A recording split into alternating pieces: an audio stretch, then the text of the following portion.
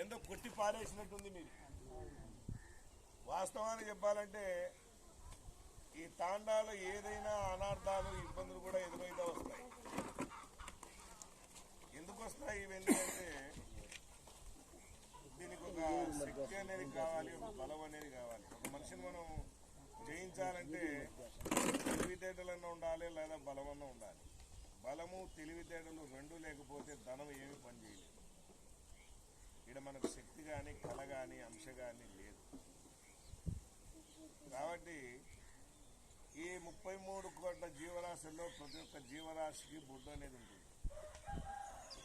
నాది అంటే మనకున్నటువంటి బొడ్డు ఏ విధంగా ఉంటుందో చిన్న గ్రామాలలో చిన్న కనీసం 30 ఇళ్ళు ఉన్నటువంటి తాండాలలో కూడా ఇప్పట్లో ప్రతిష్టలు చేస్తున్నారు. దాదాపు నేను ఇప్పుడు 2793 ప్రతిష్టలు అయినాయి.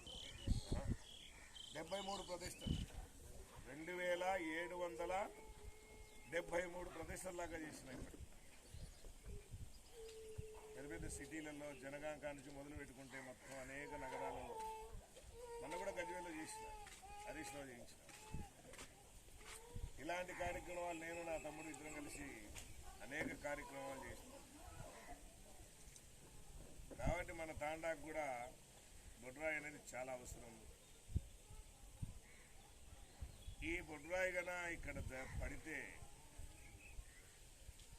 ఏ లక్షణాలు ఏ ఇబ్బందులు, చెడు కోరుకునేవాడు కూడా నాశనం అవుతాడు, మంచి కోరుకున్నవాడు బాగుపడుతూ వస్తాడు,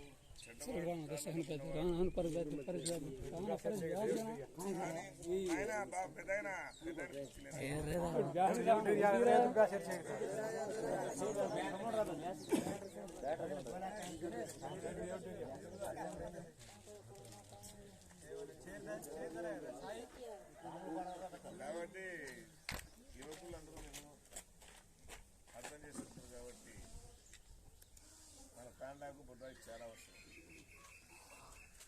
చేయించుకుంటే మీకు కూడా అన్ని విధాలు బాగుంటుంది. అయితే మీలో కొన్ని అభిప్రాయాలు ఉన్నాయి,